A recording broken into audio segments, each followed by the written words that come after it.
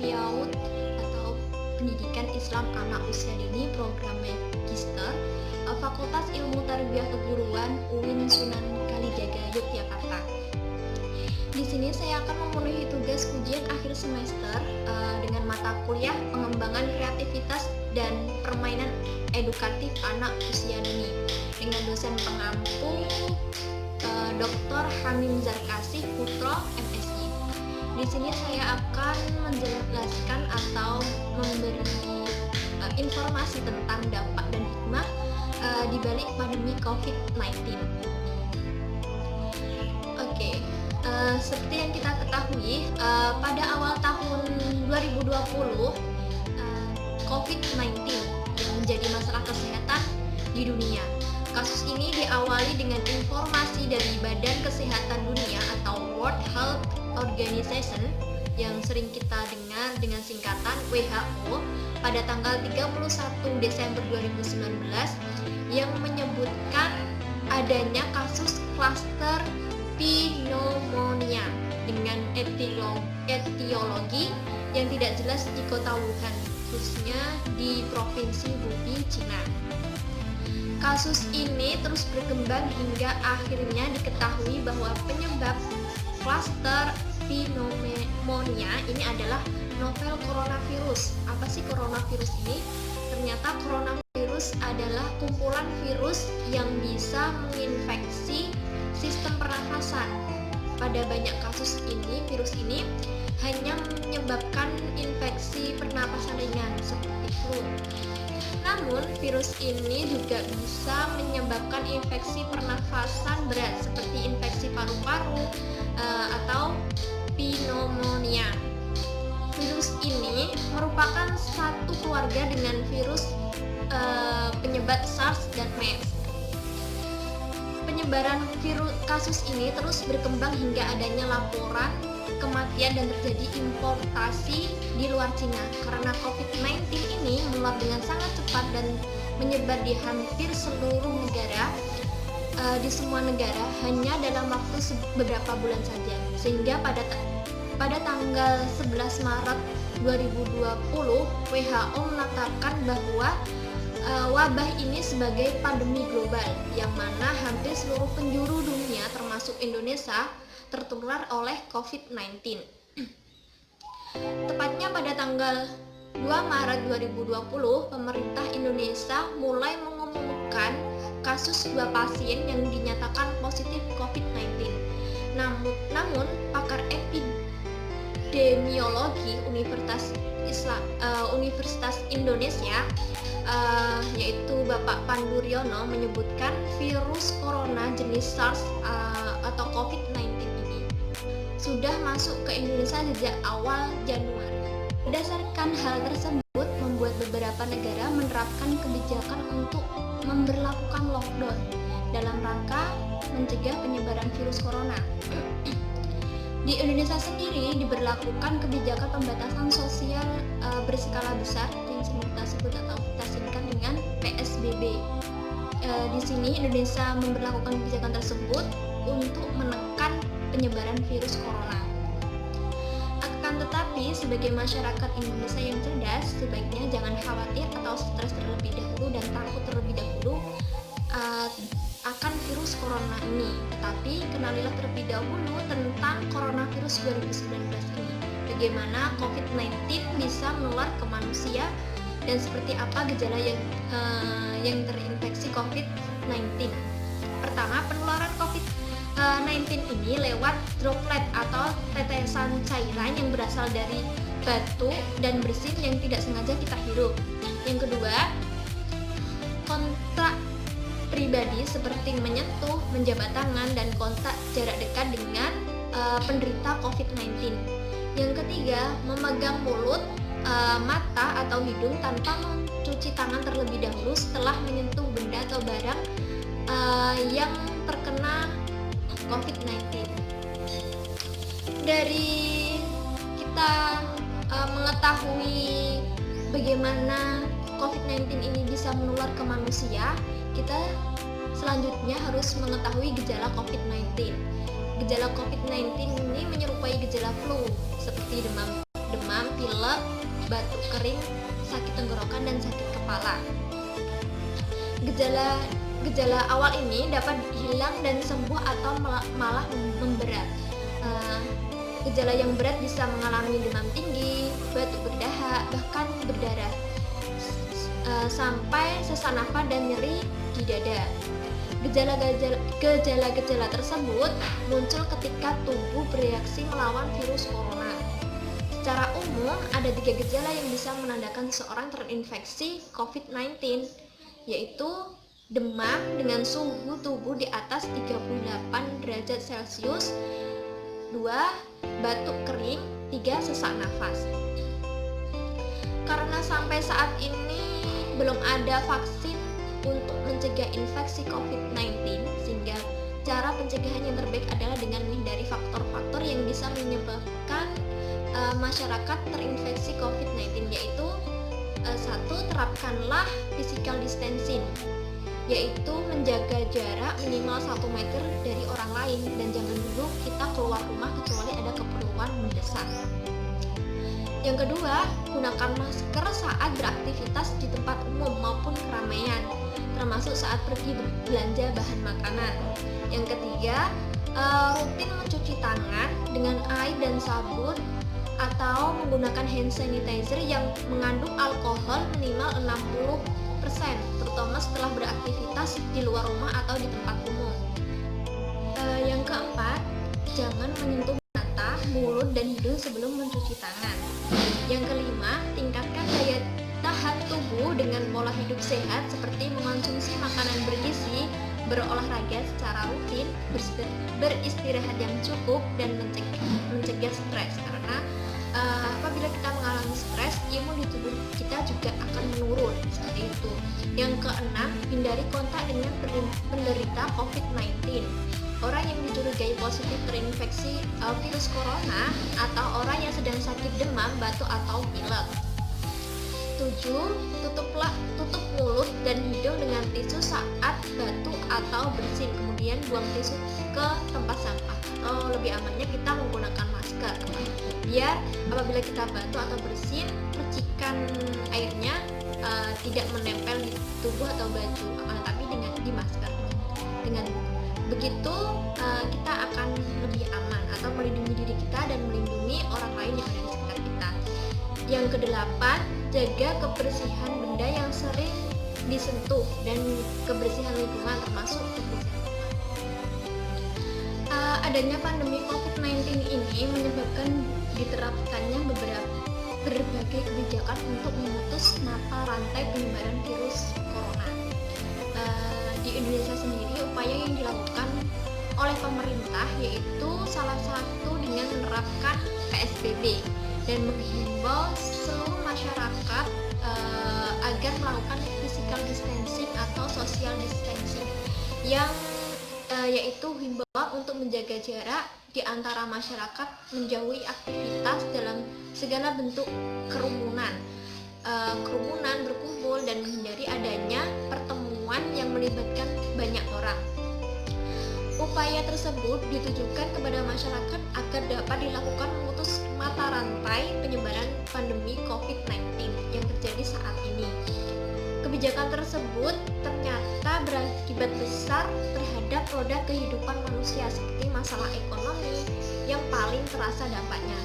Karena pemerintah menerapkan kebijakan yaitu work from home atau WFH, kebijakan ini merupakan upaya yang diterapkan pada masyarakat agar dapat menyelesaikan segala pekerjaan hanya di rumah masing-masing, dan juga sebagai pegawai mulai dipekerjakan dari rumah, dan banyak karyawan yang di PHK, serta banyak masyarakat yang mengalami krisis ekonomi pada saat ini.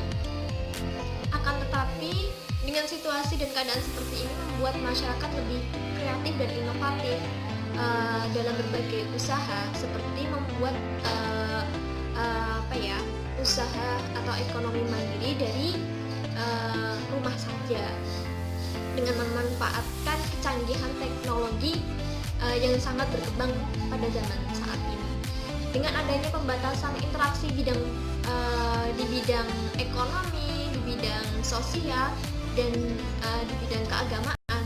Ternyata di bidang pendidikan juga terdampak atas keputusan kebijakan pemerintah yang mendadak mengeluarkan kebijakan, yaitu dengan meliburkan sekolah dan mengganti atau memindahkan proses kegiatan belajar mengajar dari tatap muka di sekolah diganti dengan menggunakan sistem dalam jaringan atau yang kita sebut dengan daring. Dengan hal tersebut, pembelajaran ini memaksa berbagai pihak untuk mengikuti alur yang sekiranya bisa ditempuh agar pembelajaran dapat berlangsung, dan menjadi pilihan adalah dengan pemanfaatan teknologi sebagai media pembelajaran daring. Pengguna teknologi ini juga sebenarnya bukan tanpa masalah. Banyak faktor yang menghambat pelaksanaan aktivitas pembelajaran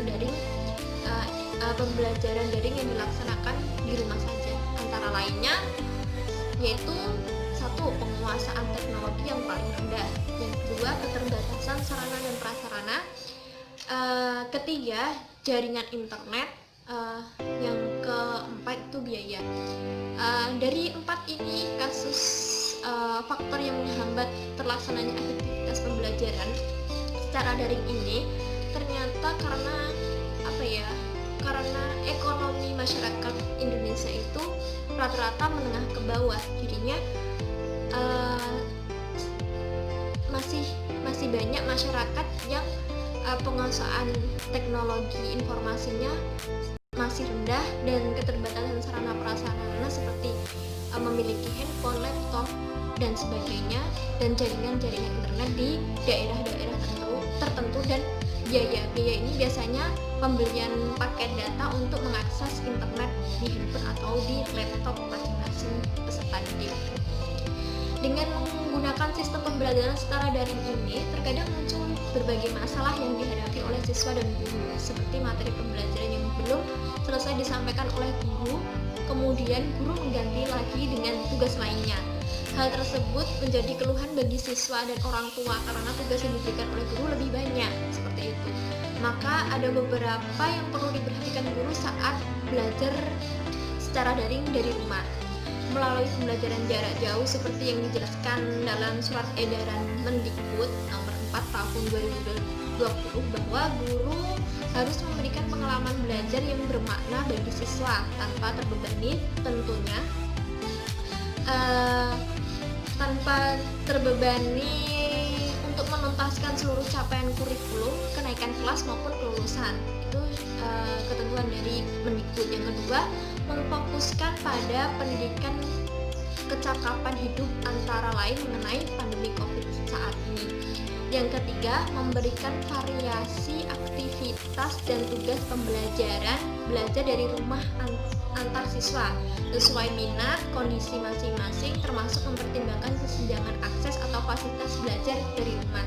Jadinya guru itu harus mengetahui bagaimana kondisi dan keadaan siswa di rumah, apakah sudah mempunyai fasilitas akses internet atau fasilitas handphone atau teknologi yang canggih, seperti itu.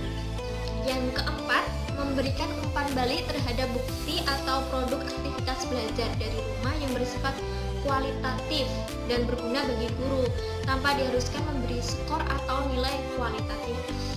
Ya, seharusnya guru mengerti keadaan yang seperti ini, jadi harus fleksibel, seperti itu.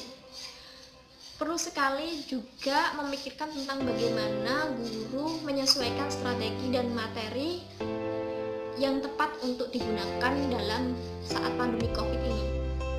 Di pandemi COVID ini, kreativitas dan inovasi guru sangat diperlukan. Salah satunya faktor penting untuk dipertimbangkan, pertama, sumber daya manakah yang dapat digunakan dan tersedia untuk guru atau peserta didik. Yang kedua, memastikan materi pengajaran dan pembelajaran yang dapat diadaptasi untuk pembelajaran jarak jauh.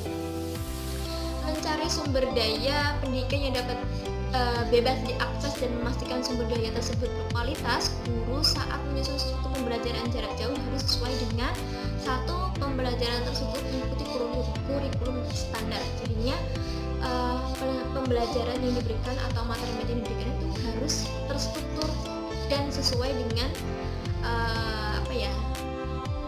runtutan kurikulum standar. Yang kedua, pelajaran terstruktur difokuskan pada pengetahuan atau keterampilan inti seperti kesejahteraan, psikososial. Yang ketiga, konten pembelajaran dan kegiatan yang dipilih untuk membantu siswa mengetahui krisis saat ini. Selanjutnya, dibalik kerumitan dan masalah dan keluhan tersebut, ternyata banyak juga berbagai hikmah bagi masyarakat di Indonesia, khususnya dalam bidang pendidikan. Seperti satu yaitu guru dan siswa dapat menguasai teknologi untuk menunjang pembelajaran secara online. Di era disrupsi ini, teknologi semakin canggih. Guru maupun siswa dituntut agar memiliki kemampuan dalam bidang teknologi pembelajaran. Penguasaan siswa maupun guru terhadap teknologi pembelajaran yang sangat bervariasi ini akan membantu guru dan siswa menyukseskan pembelajaran secara online. Seperti itu. Hikmah yang kedua, orang tua lebih mengambil peran karena adanya kebijakan work from home atau WFH, yang mana orang tua memiliki banyak waktu bertemu dengan anak, sehingga orang tua lebih mudah memonitoring atau mengawasi dan membimbing terhadap perkembangan belajar secara langsung pada anak. Yang ketiga, hikmahnya itu terhadap orang tua menimbulkan komunikasi dan kedekatan yang lebih baik dan intensif antara anak dan orang tua. Keempat, yaitu kemanfaatan yang dapat kita ambil dari gawai atau smartphone untuk anak. Karena sebelum pandemi, smartphone atau gawai itu kan dimanfaatkan anak untuk ngegame ya. Akan tetapi dengan adanya pandemi ini banyak digunakan untuk mengakses pembelajaran secara online seperti itu. Ya, ada hikmahnya lah dibalik semua pandemi saat ini. Pandemi ini berlalu, pendidik itu mampu menciptakan metode atau model pembelajaran yang lebih bervariasi ya tentunya. Ya, yang mungkin belum pernah dilakukan oleh pendidik sebelumnya. Misalnya guru dapat memberikan atau membuat konten video yang kreatif dan inovatif untuk bahan pengajaran. Dalam hal ini guru lebih persuasif karena membuat peserta didik semakin tertarik dan semangat termotivasi dengan materi yang diberikan oleh guru melalui video kreatif tersebut. Karena sampai saat ini juga pandemi COVID-19 ini belum berakhir di Indonesia, maka hanya kepada Allah kita memohon agar pandemi yang sedang melanda negara kita ini segera berakhir dan kita semua diberikan perlindungan dan keselamatan oleh Allah Subhanahu wa Ta'ala. Amin. Pesan-pesan untuk teman-teman, tetaplah jaga kebersihan, kesehatan, jaga perasaan juga, dan tetap stay di rumah aja. Apabila ada kepentingan yang mendesak, baru kita boleh keluar dengan mengindahkan protokol pemerintah Indonesia. Tetap stay at home dan stay strong untuk melawan virus corona. Kita bisa. Sekian dari saya, semoga bermanfaat. Wallahu muwaffiq ila aqwamit thoriq. Wassalamualaikum warahmatullahi wabarakatuh. Bye.